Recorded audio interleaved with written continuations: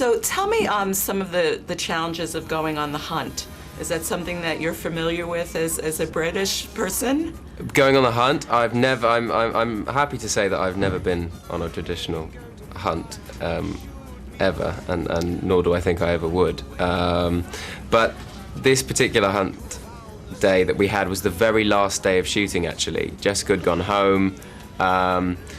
Kristen didn't ride horses, and Colin's character wasn't involved in the hunt at all. So basically I was the only person left on set, riding this horse, because I'd had experience of riding horses with the Narnia films. And so Stefan Elliott, the director, was basically begging me to get on this horse, because otherwise, he was going to have to mix and match a selection of CGI shots and really far away shots of stunt men and women riding horses. So I got on the horse, and having prided myself on never having fallen off a horse during the 7 months making of Narnia, the very first take of this particular scene, there was a huge ditch in the field, and the horse just kind of bucked me off the back. I turned round, of course, to see 40 or 50 huntsmen and women coming at me full speed, so I sort of threw myself out of the way, and you could just hear producers running over going, "No!" and Stefan Elliott going, "It's the last day of shooting, who cares?" So, did you get hurt?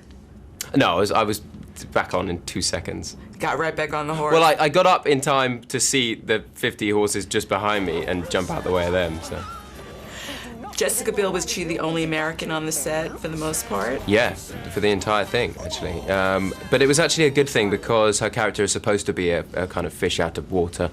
So it was good, I think, for her to come, particularly with these sort of, Kristen Scott Thomas and Colin Firth being these kind of stalwarts of the British acting, dynasty. It was good for her to kind of come into that scene, and kind of, you could just see the bewilderment in her eyes the first week, just thinking, what am I doing here? This is ridiculous. But I hope we made her feel welcome, and I think she's brilliant in it. I heard a rumor that Justin Timberlake was sort of going in disguise and coming onto the set. I don't know anything about the disguises. I certainly didn't see him prowling around in any ridiculous, moustaches or glasses or anything. Although he did just present Saturday Night Live in some fantastic disguises, which I was sort of watching from behind the scenes. It was brilliant. Oh, you were there? Yeah. I was running around, moving out the way of all the sets when they were coming in and out. It was a real treat, actually. But he did come onto the set one day. It happened to be a day that we were dancing, actually. And I don't pride myself on my dancing. It's not my best talent. So to have him there watching me just with one eyebrow raised was kind of fantastic. Dancing with his woman. Yeah, very badly. What do you have coming up next? Well, in the summer I'm going off to Australia to shoot the next in the Narnia series, The Voyage of the Dawn Treader, which I've been looking forward to for a long time. Hence this ridiculous long hair, so we'll see. What's most rewarding about doing the Narnia films for you?